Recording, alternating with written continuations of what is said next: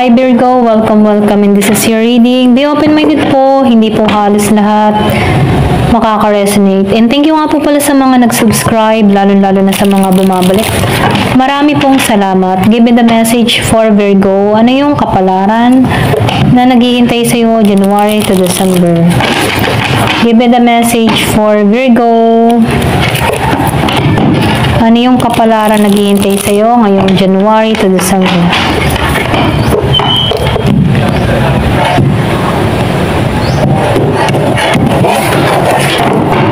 Give me the message for Virgo. Six of Swords.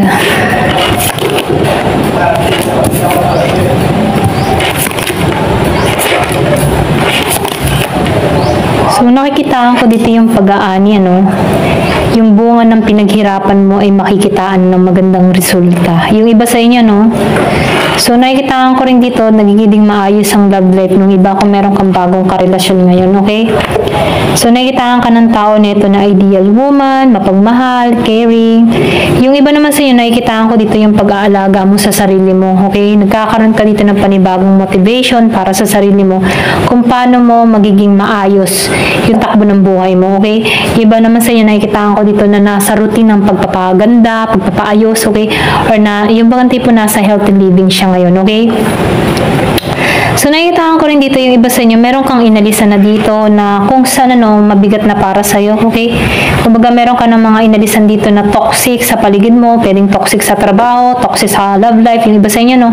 Or pwede rin sabihin sa mga taong nagbibigay ng pasakit sa'yo, meron kang inalisan dito kasi pinanghihinaan ka na dito kapag nananatili ka dito, okay? Kaya nakikitaan ko dito, no, masakit man sa loob mo, pero meron kang inalisan dito. Ito na yung nakikita ko sa iba.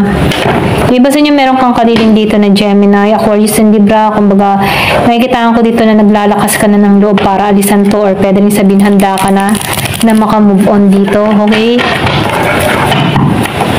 Give me the message.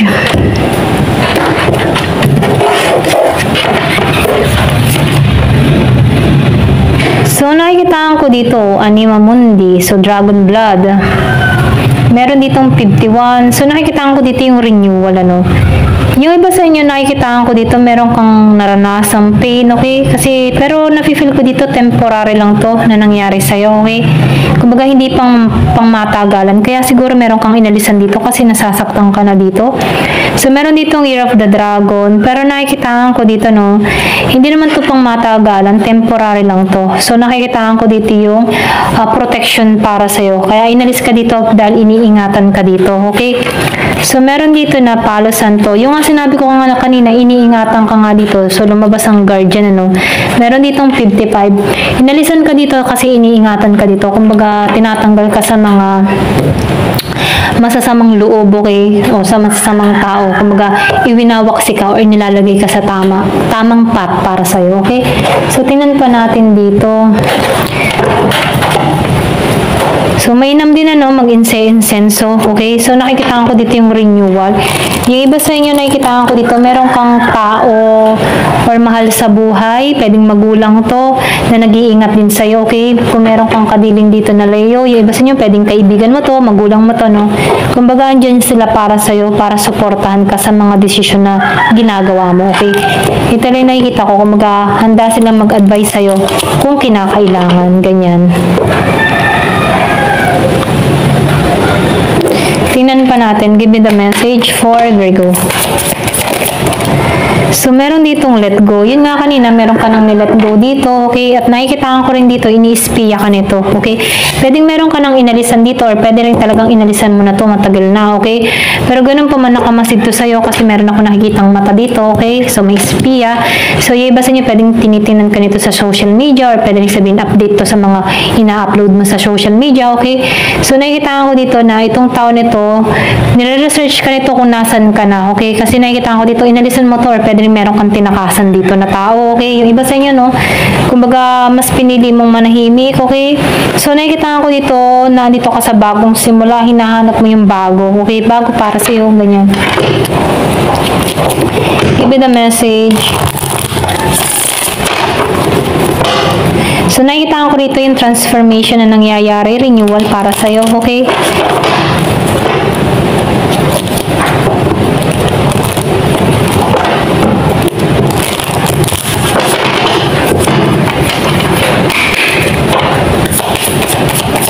Ano yung mensahe para kay Virgo?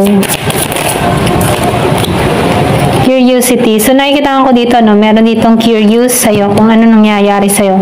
May espiya, may curious, pero nakikita ko dito, pwedeng past lover mo to, nilet go mo na to sa buhay mo.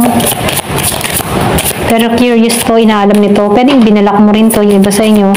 So, meron tong dummy account, ganyan. So, change. Andun ka talaga sa pagbabago. Dun ka tinatahak sa pagbabago. Pwedeng hindi naging magandang lagay mo dito sa tao nito.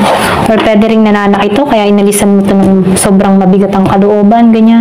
Meron kang inalisan, tinakasan dito, pero nag-i-espiya to, okay? Yung iba sa inyo, meron ako nakikita dito na sexual abuse, okay? Ito lang nafe-feel ko, no? Masyado tong hindi ka na-respeto, okay?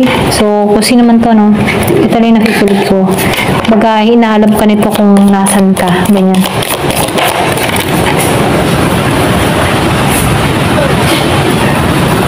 So, nakikita ko dito is stepping into a new experience. So, nakikita ko dito yung panibagong landas na tinatahak mo, panibagong experience, kung maghahanda ka sa pagbabago, ganyan, bagong buhay, ganun. Sa recognition, ano. So, nakikita ko dito kung ano man yung mga ginagawa o tinatrabaho mo dito, okay? So, nakikita ko dito yung recognition or pwede rin pagkilala or makikilala ka, okay? Or kung meron ka mang business, meron ditong pagkilala or makikilala yung mga sinasagawa or ginagawa mo dito, okay? May tagumpay.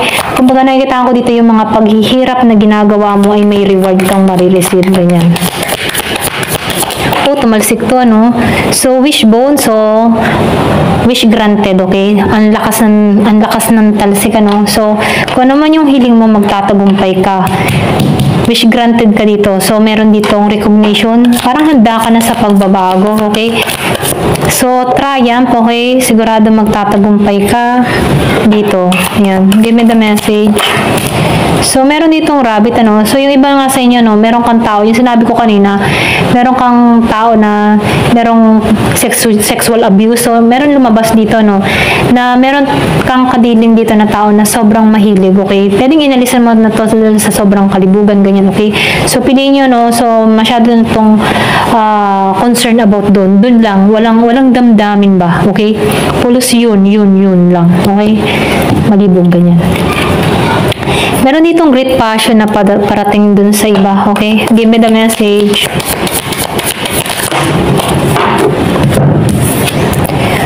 So, nakikita ko dito yung iba, no, meron ditong opportunity na parating or uulin ka ng oportunidad, okay? Maging sa pag-ibig, sa trabaho, kung ano pa man yung mga ginagawa mo, opportunity, darating, okay? So, nakikita ko dito, lumabas ang bread.